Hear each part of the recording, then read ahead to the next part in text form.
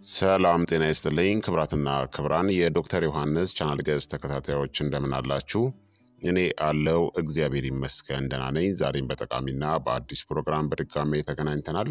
በዛሬው የጤና ፕሮግራማችን ላይ የምንመለከተው ለአንድ ወር ያክል በየቀኑ ኦትስ ወይም ደግሞ ኦት ሜልን ብትመገቡ በሰውነታችሁ ላይ ምን ይፈጠራል፣ የምታገኙትን አስደናቂ ድንቅ ጥቅሞችን እናም ለአንድ ሳምንት ያክል ለ7 ተከታታይ ቀናት ኦትሜል ወይም ደግሞ ኦትስን እንዴት ጤናማ በሆነ መልኩ መመገብ እንዳለባችሁ የአመጋገብ ምክርንም በዚህ ቪዲዮ ላይ የምነግራችሁ ይሆናል ማለት ነው። ይህ የጤና ትምህርት ታዲያ ለበርካታ ሰዎች በጣም ጠቃሚና አስተማሪ ስለሆነ ሁላችሁም በቅንነት ላይክ እና ሼር በማድረግ ሌሎችንም አስተምሩ አሳውቁላለሁኝ። ጥያቄ ካላችሁ በኮመንት ላይ አስፍሩልኝ። በቀጥታ ወደ ጤና ትምህርታችን የማልፍ ይሆናል። ኦትስ በየቀኑ መመገብ በተለይም የተመጣጠነ ምግብ አካል ሲሆን ሰፋ ያለ የጤና ጥቅሞችን ያስገኛል። ኦትስ እጅግ በጣም ገንቢ ከሆኑ ሙሉ እህሎች ውስጥ አንዱ ሲሆን በየዕለቱ በአመጋገባችሁ ውስጥ ማካተት ከልብ ጤና እስከ አንጀት ጤና እናም እስከ ጉልበት እስከ መስጠት ደረጃ ባለው ነገር ላይ በጎ ተጽዕኖ ይኖረዋል። ኦትስን በየቀኑ ስትመገቡ በሰውነታችሁ ላይ ምን እንደሚፈጠር አሁን እነግራችኋለሁኝ። ኦትስ በተፈጥሮ ከግሉተን የጸዱ ናቸው። ምንም እንኳን የመበከል እድል ቢኖርም እናም በፋይበር፣ በቫይታሚኖች፣ በማዕድናቶች እናም በአንቲኦክሲዳንቶችም የበለጸጉ ናቸው። ኦትስን በየቀኑ በአመጋገባችሁ ውስጥ ብታካትቱ የምታገኙትን ድንቅ ጥቅሞችን ልንገራችሁ። አንደኛ፣ የተሻለ የልብ ጤና ይኖራችኋል። ኦትስ በቤታ ግሉካን የበለጸገ ሲሆን ይህም የሚሟሟ ፋይበር አይነት ነው። ቤታ ግሉካን በአንጀት ውስጥ ከኮሌስትሮል ጋር የሚጣበቅናም እንዳይዋጥ የሚከለክል ጄልን በመፍጠር መጥፎ ኮሌስትሮልን ወይም ደግሞ ኤልዲኤልን ለመቀነስ ይረዳል። ኦትስን አዘውትሮ መመገብ የኤልዲኤል ኮሌስትሮልን ከ5 እስከ 10% ሊቀንስ ስለሚችል የካርዲዮቫስኩላር በሽታ ስጋታችሁን ይቀንሰዋል ማለት ነው። የደም ግፊትን ለመቀነስናም የደም ቧንቧዎችን ተግባርንም ለማሻሻል ይረዳል። ሁለተኛ፣ የተሻለ የደም ስኳር ቁጥጥር ይኖራችኋል። በኦትስ ውስጥ ያለው የሚሟሟው ፋይበር የግሉኮስን መመጠጥን ይቀንሳል። ይህ የስኳር መጠን መጨመርን ይከላከላልና የኢንሱሊን ሬዚስታንስን ይቀንሳል። በተለይም የስኳር በሽታ አይነት 2 ወይም ደግሞ ቅድመ የስኳር በሽታ ያለባቸው ሰዎች ላይ ጠቃሚ ነው። ከምግብ በኋላ ድንገተኛ የኃይል መቀነስንም ይከላከላል። ሶስተኛ፣ የተሻለ የምግብ መፈጨት ጤናም ይኖራቸዋል። ኦትስ የአንጀት ባክቴሪያዎችን ይመግባል። ፕሪባዮቲክ ውጤት አለው። ይህም የማይክሮባዮም ልዩነትን ያሻሽላል። በሰገራ ላይ መጠንን በመጨመርናም መደበኛ የአንጀት እንቅስቃሴን በመደገፍ የሆድ ድርቀትንም ለመከላከል ይረዳል።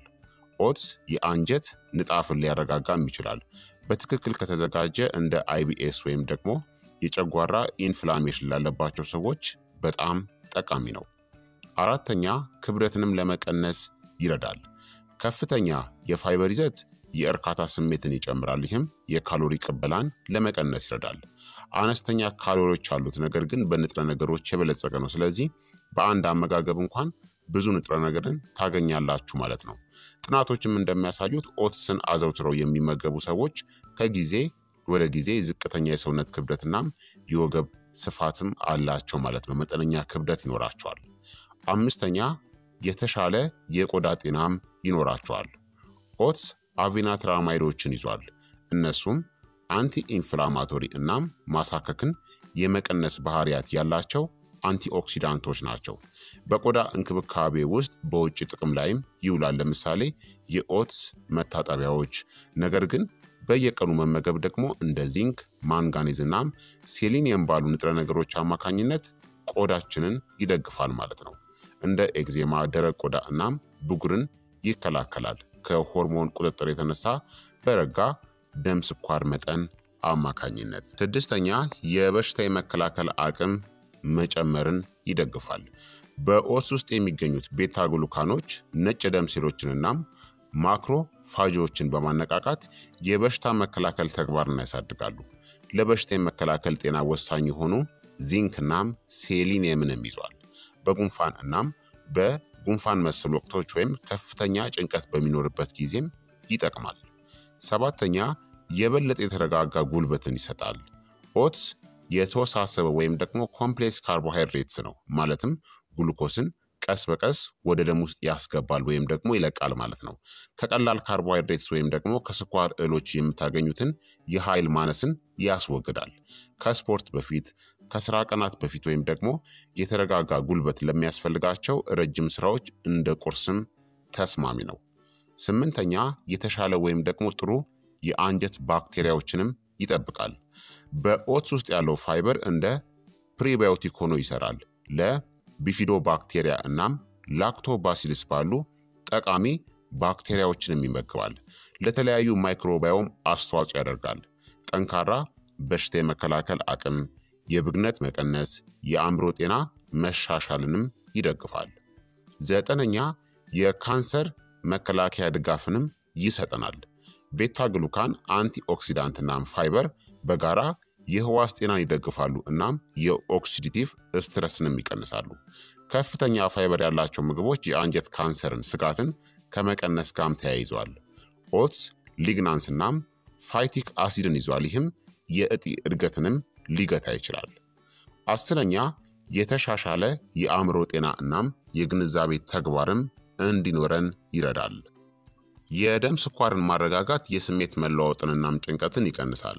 በኦትስ ውስጥ የሚገኙት ቢ ቫይታሚኖች በተለይም ቫይታሚን ቢ1፣ ቫይታሚን ቢ5 ወይም ፎሌት ወይም ደግሞ ቫይታሚን ቢ9 የአንጎል ተግባርን እናም የነርቭ አስተላላፊ ሚዛንንም ይደግፋሉ። ቀስ ብሎ የኃይል ልቀት ትኩረትን ያሻሽላል። ስለዚህ ኦትስን ለአንድ ወር ያክል እንኳን በአመጋገባችሁ ውስጥ ብታካትቱ እነዚህን ድንቅ ጥቅሞችን የምታገኙ ይሆናል ማለት ነው። ታዲያ ሊኖሩ የሚችሉ ጉዳቶች ሊኖሩ ይችላሉ ወይም ደግሞ ሊከሰት ይችላል በጥሩ ሁኔታ ካልተመገባችሁ ማለት ነው። እነዚህም እንግዲህ አንደኛ ከመጠን በላይ ካሎሪ መውሰድ ሊኖር ይችላል። ብዙ ስኳርን፣ ማርን ወይም ደግሞ ሙሉ ስብ ወተትን የምትጠቀሙ ከሆነ ጤናማ ኦትስን ወደ ካሎሪ ብዛት ሊለውጠው ይችላል። ሁለተኛ ደግሞ ጋዝ ወይም ደግሞ የሆድ መነፋት ነው።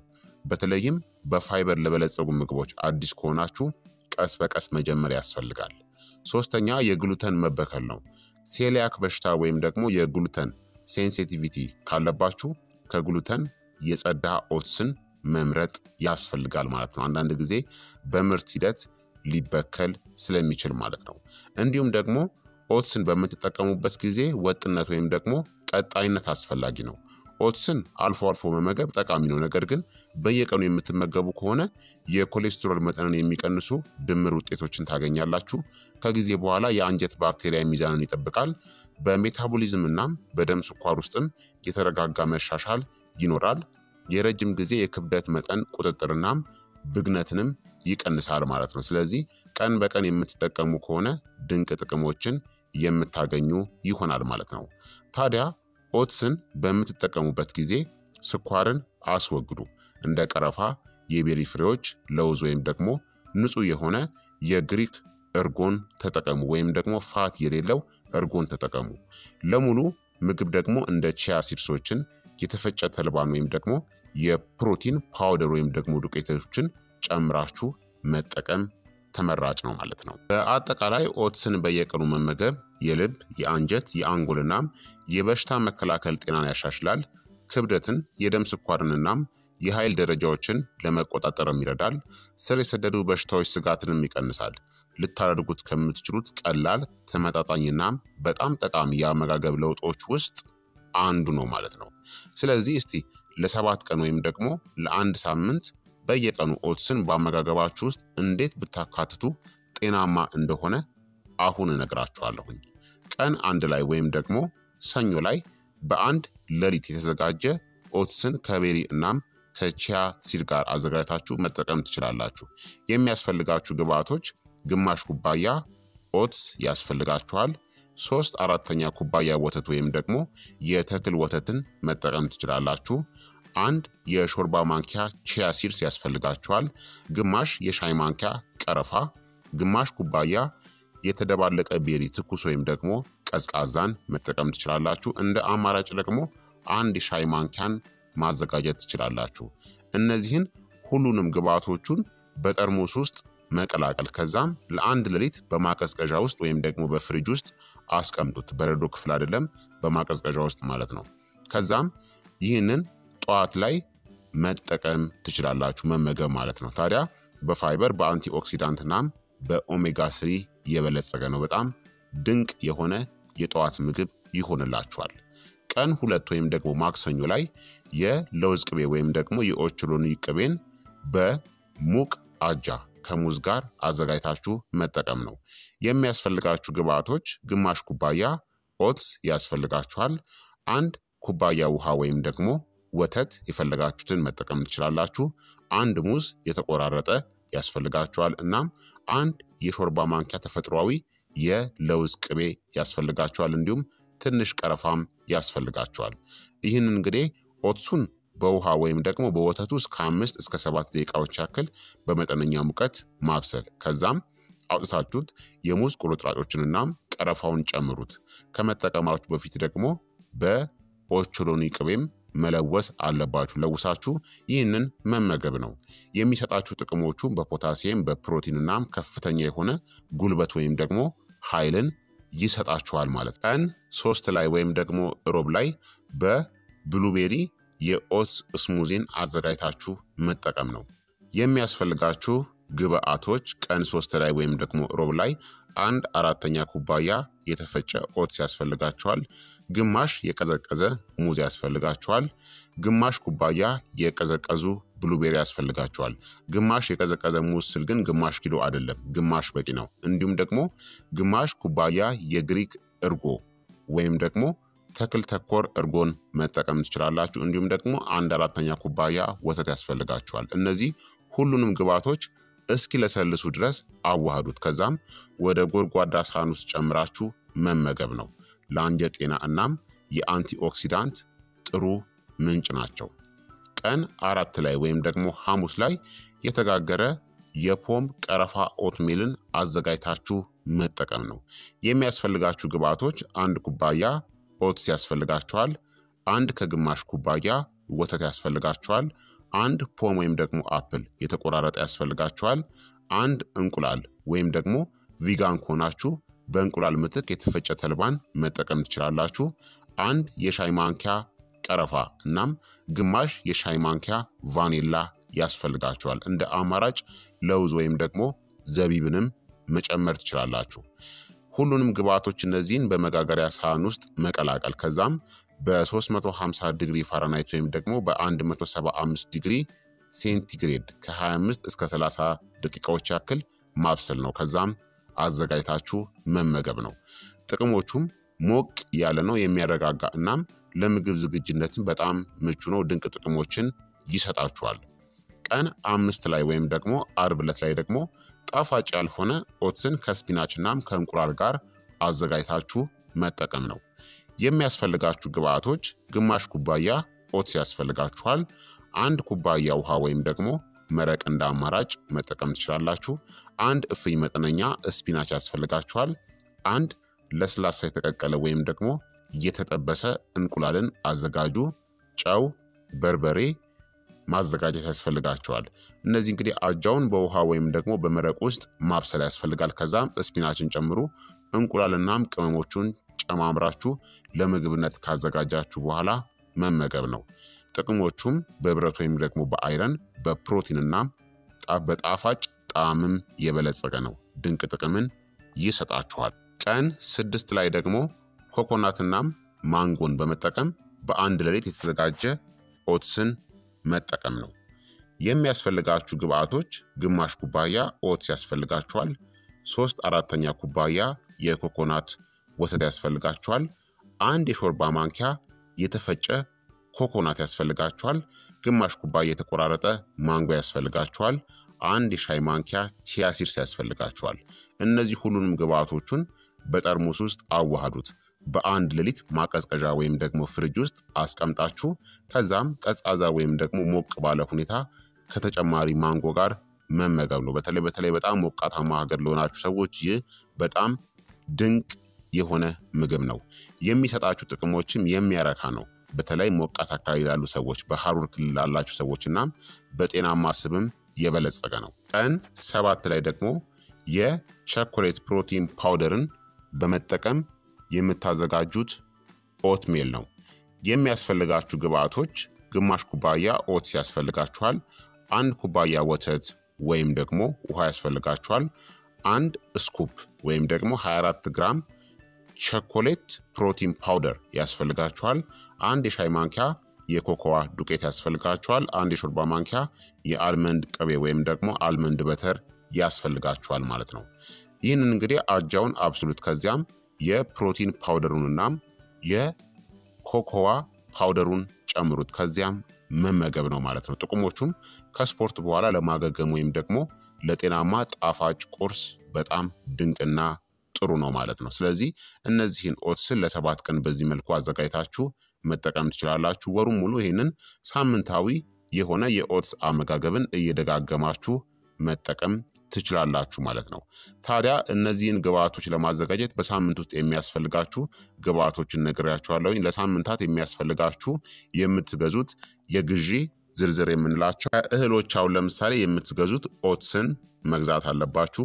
ቺያ ሲድስ፣ የተፈጨ ኮኮናትናም ግራኖላ እንደ አማራጭ ማለት ነው። ከፍራፍሬዎች ደግሞ ሙዝ ያስፈልጋችኋል። የቤሪ ፍሬዎች ያስፈልጋችኋል። ፖምናም ማንጎ ያስፈልጋችኋል። ከፕሮቲን ደግሞ የግሪክ እርጎ ወይም ደግሞ ተክል ተኮር እርጎን መጠቀም ትችላላችሁ። የኦቾሎኒ ወይም ደግሞ የአልመንድ ቅቤን ያስፈልጋችኋል። እንቁላል ወይም ደግሞ ቪጋን ከሆናችሁ የተፈጨ ተልባ ያስፈልጋችኋል። የፕሮቲን ፓውደር ያስፈልጋችኋል። ከፈሳሽ ደግሞ ወተት ወይም ደግሞ ተክል ተኮር ወተት እንደ የአልመንድ ወተት፣ የአጃ፣ የአኩሪ አተር ወይም ደግሞ የኮኮናት ወተትን መጠቀም ትችላላችሁ። የአትክልት ወይም ደግሞ የዶሮ መረቅ ለጣፋጭ ያልሆነ ኦትስ ስታዘጋጁ መጠቀም ትችላላችሁ። ጣዕም ለመስጠት ደግሞ ቀረፋ ያስፈልጋችኋል። ቫኒላ፣ የኮኮዋ ፓውደር ወይም ደግሞ ዱቄት፣ ሜፕል ሲረፕ ወይም ደግሞ ማር ያስፈልጋችኋል ማለት ነው እንደ አማራጭ። ስለዚህ በሳምንት ውስጥ እነዚህን ግብአቶችን ገዝታችሁ በማዘጋጀት የምታዘጋጁት ኦትሜልን በጣም ጤናማ እናም ድንቅ የጤና ጥቅምን የሚሰጣችሁ አድርጋችሁ ኦትስን ማዘጋጀት ትችላላችሁ ማለት ነው። ስለዚህ ክቡራትና ክቡራን ተመልካቾቼ የዛሬው የጤና ትምህርቴ እንግዲህ ይህንን ይመስል ነበረ። እንደተማራችሁበት ተስፋ አደርጋለሁኝ። ኦትስ ወይም ደግሞ ኦትሜልን እንዴት አድርጋችሁ አዘጋጅታችሁ እንደምትጠቀሙና የሚሰጣችሁን ድንቅ ጥቅሞችን በዚህ ቪዲዮ ላይ ነግሬያችኋለሁኝ። ላይክ እና ሼር ሳታደርጉ በፍጹም እንዳትወጡ። ለወዳጅ ለዘመዶቻችሁ፣ ለእህት ወንድሞቻችሁ ላይክ እና ሼር በማድረግ አስተምሯቸው ላለሁኝ። በቀጣይ የጤና ትምህርት እስከምንገናኝ እኔንም እናንተንም ቸር ያቆየን። መልካም ጊዜ፣ መልካም ቆይታ። ቻው ቻው።